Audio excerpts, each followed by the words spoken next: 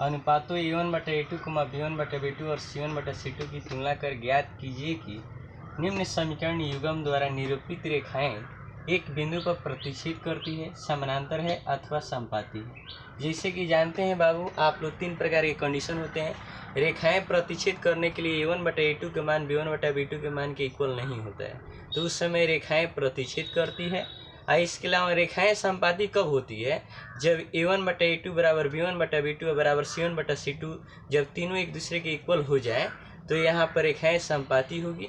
A1/A2 बराबर B1/B2 बराबर नहीं है C1/C2, तो उस कंडीशन में रेखाएं समानांतर होती है।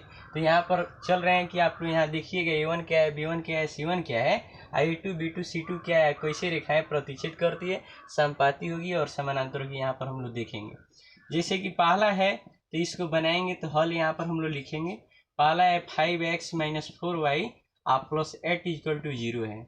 दूसरा है 7x + 6y - 9 = 0 है। तो यहाँ पर जैसे पहला जो समीकरण दिया रहेगा इसमें जो भी मान रहेगा, x के मान रहेगा यानी A1 के मान रहेगा, y के मान में जो मान दिया रहेगा वो B1 के मान रहेगा, इसके अलावा जो भी मान देगा वह C1 के मान होगा।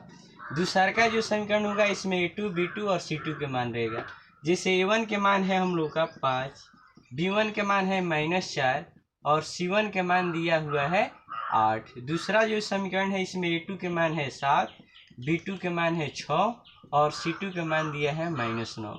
अब इसमें हम लोग को चेक करना है तो सबसे पहले हम लोग लिखेंगे A1/A2, यानी A1 के मान 5 है और A2 के मान 7 है, बराबर। अब B1/B2 के मान देख रहे हैं कि बराबर है कि ना, तो B1 के मान -4 और B2 के मान 6 है। तो यहाँ पर क्या है, -4/6 को काटेंगे तो -2/3 के मान में आएगा। यह 5/7 जब -2/3 के इक्वल नहीं होगा तो तीसरा के बराबर हम लोग नहीं करेंगे, तो यहाँ पर लिखेंगे 5/7।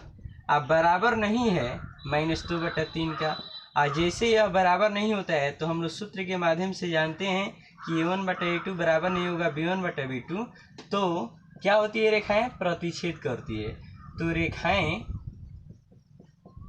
प्रतिच्छेद करेगी।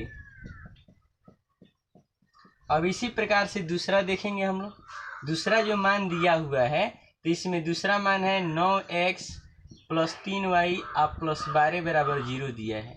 इसके अलावा इसका दूसरा समीकरण है 18x + 6y + 24 बराबर 0 दिया है। तो इसमें A1 B1 और C1 जो होगा पहला समीकरण होगा, A2 B2 और C2 के मान जो होगा दूसरा समीकरण का होगा। तो A1 के मान 9 है, B1 के मान 3 है और C1 के मान 12 है। दूसरा जो समीकरण है इसमें A2 के मान है 18, B2 के मान दिया है 6 और C2 के मान दिया है 24। जैसे यहाँ A1/A2 हम करेंगे तो यहाँ पर बाबू आप लोग जानते हैं A1/A2 के मान जैसे हम लोग बैठाएंगे 9/18, तो 9 एकम 9, 9 दूनी 18 यानी 1/2 प्राप्त होगा। B1/B2 हम लोग करेंगे यानी 3/6 करेंगे तो इसका भी मान 1/2 प्राप्त होगा।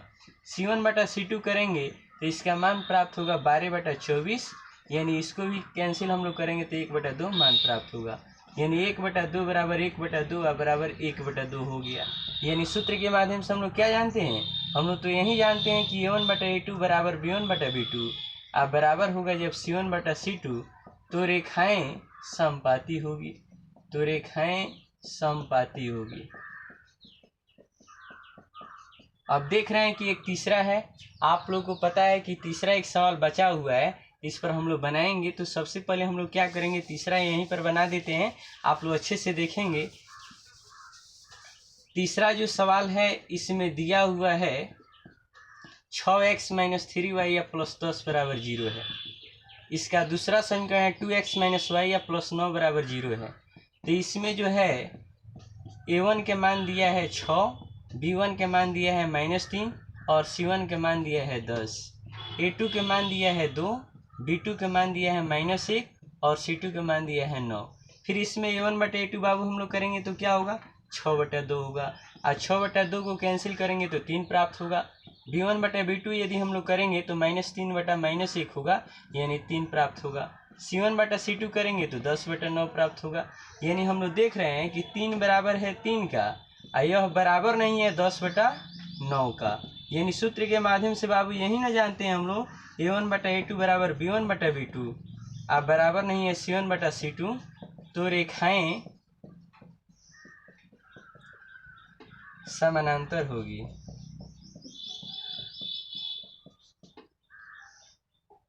यह मान हम लोग को सारा प्राप्त हो गया।